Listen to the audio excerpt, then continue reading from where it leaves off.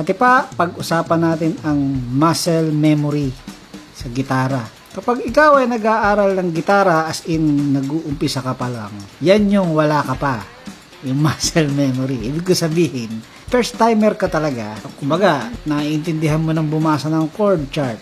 Alam mo na kung paano ilagay yung daliri mo. Kaso, talagang first time mo pa lang, nagkakaroon ng stress ang iyong mga daliri. Dahil, halimbawa, itong G, hindi mo pa alam, as in, naliligaw pa ang iyong mga muscle. Kung saan pupunta, natitwist, nararamdaman yung sakit. Bago mag-automatic yung pagkakalagay ng G. Yon. Pag automatic na siya na, sa isang iglap nagawa mo na yung G, yon ang tinatawag na muscle memory. Nagawa mo na. May memory na iyong mga muscle dun sa chord na G. So, hindi ito madali ang achievement. Okay? Magdidepende yung bilis ng iyong progress sa allotted time mo sa pagpa-practice. Okay?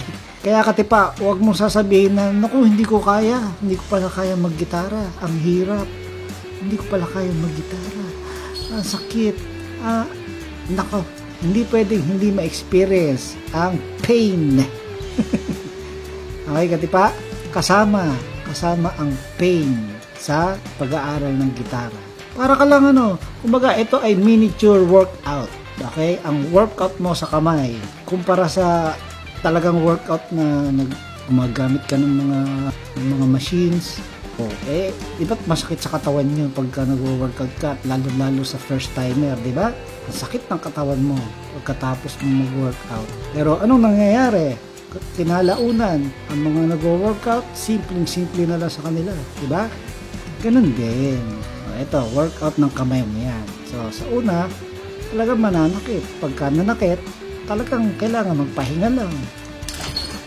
At tumalon ang aming puso. Ganun lang, katipa. So, huwag kang panghihinaan ng loob. Pag hindi mo mabuo ang mga chords, talaga namang pag magdidika alam mo na yung tipa, pero ganun talaga. Ganun talaga, okay? Tapos hindi pa tutunog, hindi pa tutunog masyado. Dahil kailangan mo idiin, nasasaktan ka kasi fresh na fresh pa yung iyong mga balat, nararamdaman yung mga kawad. Sa una talaga yan, kakalyuhin mo muna ang iyong daliri bago mo malagyan ng proteksyon ang iyong daliri. Okay? Natural protection yan, kalyo. So yun, katipa, isang maikling topic lang itong muscle memory. Paring doon here, up here.